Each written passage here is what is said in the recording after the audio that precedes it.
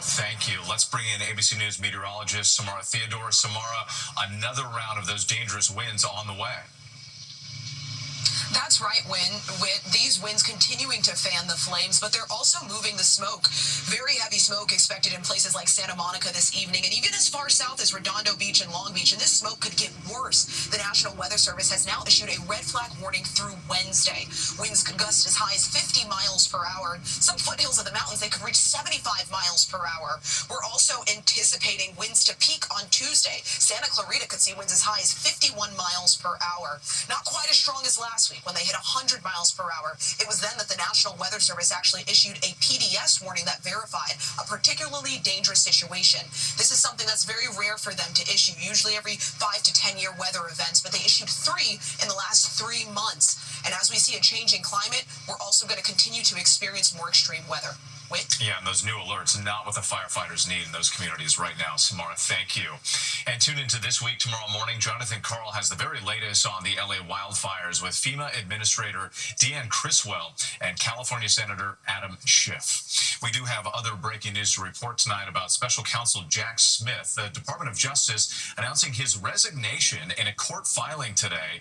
He was expected to resign before President-elect Donald Trump's return to the White House. Smith investigated Trump for allegations of interference with the 2020 election and handling of classified documents. Now to that newly released body camera video of the deadly shootout with the New Orleans terror suspect. The video shows the dramatic gunfire exchange on New Year's Day. Shamsuddin Jabbar died at the scene after ramming his pickup truck into a crowd of revelers on Bourbon Street. And tonight, the injured police officers are now out of the hospital. Here's ABC's Morgan Norwood. 2 police officers involved in the shootout with the man behind the deadly New Year's Day terror attack in New Orleans, now home from the hospital tonight.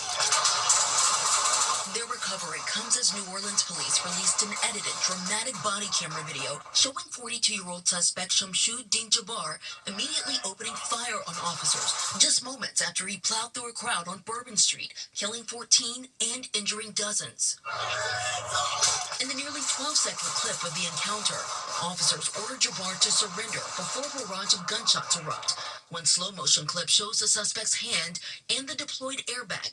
Inside that white pickup truck, flammable liquid seen here in photos first obtained by ABC News. Officials fearing Jabbar's deadly rampage could have been worse had he been able to detonate those homemade explosive devices found nearby. Officers are trained for shoot scenarios like that. They are highly trained, and that's what you saw. These are split-second decisions. The Louisiana Attorney General announcing a full investigation into any operational security failures that day.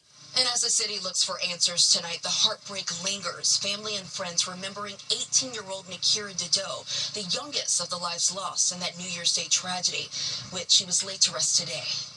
All right, Morgan Norwood for us, thank you.